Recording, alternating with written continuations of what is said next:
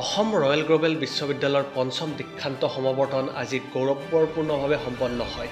এই সমাৱৰ্তনত মুঠ 1967জনক ডিগ্ৰী প্ৰদান কৰা হয়।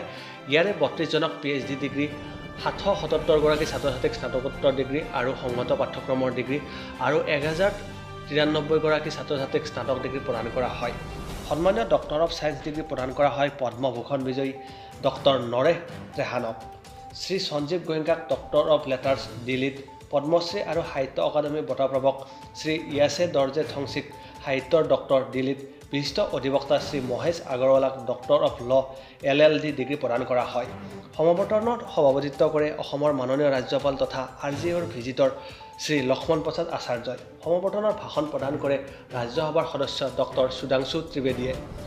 উক্ত অনুষ্ঠানত উপস্থিত থাকে অসমৰ শিল্প আৰু বাণিজ্য মন্ত্ৰী বিমল বৰা, লোকসভাৰ সদস্য কামাখ্যা প্ৰসাদ ৰাছা, লগতে ৰয়েল গ্লোবেল বিশ্ববিদ্যালয়ৰ শিক্ষক-শিক্ষয়িত্ৰীসকলৰ লগতে ৰয়েল গ্লোবেল বিশ্ববিদ্যালয়ৰ ছাত্ৰ-ছাত্ৰীসকল উপস্থিত থকা পৰিলক্ষিত হয়।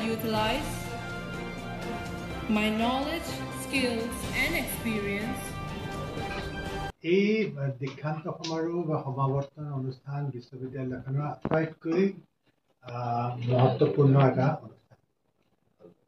ইয়াৰ এটা বিশেষ গাম্ভীৰ্য আৰু মহত্ব থাকে। এখন বিশ্ববিদ্যালয়ত বিভিন্ন ধৰণৰ অনুষ্ঠান হৈ থাকে, কিন্তু এই ডিগ্ৰী শিক্ষা সমাপ্তিৰ শেষত অকল ছাত্ৰ ছাত্ৰীসকলক যিটো আমি ডিগ্ৰী প্ৰদান কৰোঁ, তাৰ এতিয়া আগতে অতীতত কোৱা হৈছিলে দীক্ষা প্ৰদান কৰা হয়, সেইকাৰণে দীক্ষান্ত বুলি কয়, দীক্ষান্ত সমাৰোহ। এইটো ইয়াৰ এটা বিশেষ মহত্ব আছে, গুৰুত্ব আছে। আমি যিটো সমাৱৰ্তন উৎসৱ পালন কৰি আহিছোঁ এতিয়া আধুনিক যুগত, এইটো আপোনালোকে যিটো দেখিলে একাডেমিক প্ৰচেছন হ'ল, তাত বহিলোগে বিভিন্ন ধৰণৰ ডিগ্ৰীবোৰ দিলে, এটা নিয়ম, এটা পদ্ধতি এটা আছে, এইবোৰ সকলোতে চলে। এইটো এটা আধুনিক বিশ্ববিদ্যালয়বিলাক যেতিয়া আহিলে মধ্যযুগত ইউৰোপত, তাৰ পৰাই এইটো আহি আছে আৰু এইটো চলি আছে। গতিকে আমি সেইটো যিমান পাৰোঁ ৰাখিবলৈ চেষ্টা কৰিছোঁ, কিন্তু তাৰ লগত আমাৰ ভাৰতীয় সংস্কৃতি, আমাৰ পৰম্পৰা, এইখিনিও আমি যিমান পাৰোঁ সংযোগ কৰিবলৈ চাইছোঁ। গতিকে আজি এই যিহেতু এইটো অনুষ্ঠান খুব মহত্বপূৰ্ণ, গুৰুত্বপূৰ্ণ ছাত্ৰ ছাত্ৰীৰ জীৱনৰ কাৰণে, পিতৃ মাতৃ অভিভাৱকৰ কাৰণে এইটো এটা খুব ডাঙৰ দিন আজি। সন্তানে শিক্ষা সমাপ্তি কৰি পেলাই এটা পৰ্যায় অতিক্ৰম কৰিছে। গতিকে আজি যথেষ্ট মই ভাবোঁ আমি সুন্দৰভাৱেই এই দিনটো উদযাপন কৰিলোঁ, অনুষ্ঠিত কৰিলোঁ। যদিও বতৰৰ পৰা এটা ভাবুকি পাইছিলোঁ, কিন্তু বতৰৰ সেই ভাবুকিটো শেষত দেখিলোঁ মানে সঁচা অৰ্থত একো নহ'লগৈ। গতিকে আগবেলাতে অকণমান বিজুতি ঘটিছিলে, কিন্তু বাকীখিনি খুব ভাল হ'ল। আৰু আমাৰ অন্য প্ৰত্যাহ্বান বিশেষ একো নাছিলে। আমি কেনেকৈ নিয়াৰিকৈ কৰিব পাৰোঁ, প্ৰত্যেকটো বস্তু নিয়াৰিকৈ কৰিবৰ কাৰণে এটা খুব ভাল সংগঠিত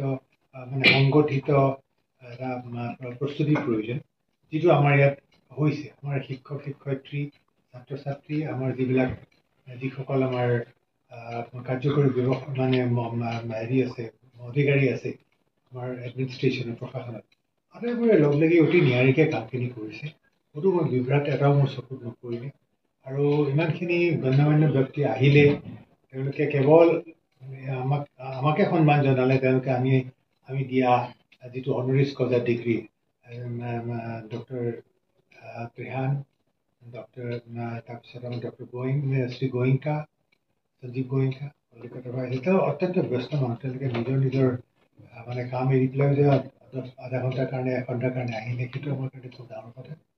তেওঁলোকে আমাক ধন্য কৰিলে আচলতে। আৰু ছাত্ৰ ছাত্ৰীসকলক আৰু সমাজক আমি দেখুৱাব পাৰোঁ যে এনেকুৱা ধৰণৰ মানুহ আছে, আৰু তেওঁলোকে কি পথেৰে, কি প্ৰস্তুতিৰে নিজৰ জীৱনক গঢ় দিছিলে। এইটো এটা ইয়াৰ অৰ্থ সেইটোৱেই হয়, এটা সন্মান দিয়া হয়, এটা স্বীকৃতি দিয়া হয় যিসকল সফল ব্যক্তি সমাজত। আৰু বাকী নতুন উঠি অহা চামক এটা আৰ্হি দিয়াৰ উদ্দেশ্যেৰে অনাৰিছ কজা ডিগ্ৰীটো আমি আজি 4গৰাকীক দিলোঁ। আমাৰ অৰুণাচলৰ সাহিত্যিক ইয়াছে দৰ্জে থংচিক দিলোঁ, তেখেতক খুব ভাল পাইছে তেখেতসকলে, আপোনালোকে দেখিছে। আমাৰ ৰাজ্যপাল মহোদয় যি আমাৰ ভিজিটাৰ তেখেতেও যথেষ্ট সন্তুষ্টি প্ৰকাশ কৰিছে। আমাৰ শিক্ষাদান, আমাৰ গৱেষণা, ছাত্ৰ ছাত্ৰীৰ সাফল্য, এই গোটেইখিনি কথা মোৰ ভাষণত, উপাচাৰ্য ভাষণত বছৰটোৰ এটা খতিয়ান দিব লাগিব। সেইখিনি মই খুব চমুকে দিলোঁ, যিখিনি পাৰোঁ 8-10 মিনিটৰ ভিতৰত। কিন্তু আমাৰ যিখন এনুৱেল ৰিপৰ্ট তাত গোটেইখিনি সন্নিৱিষ্ট কৰা হৈছে বিস্তৃতভাৱে। গতিকে এইখিনি কথা আমি এতিয়া বাকী যিমানখিনি ইয়াত যিসকলে মানে পদক পাইছিলে, একেবাৰে শীৰ্ষক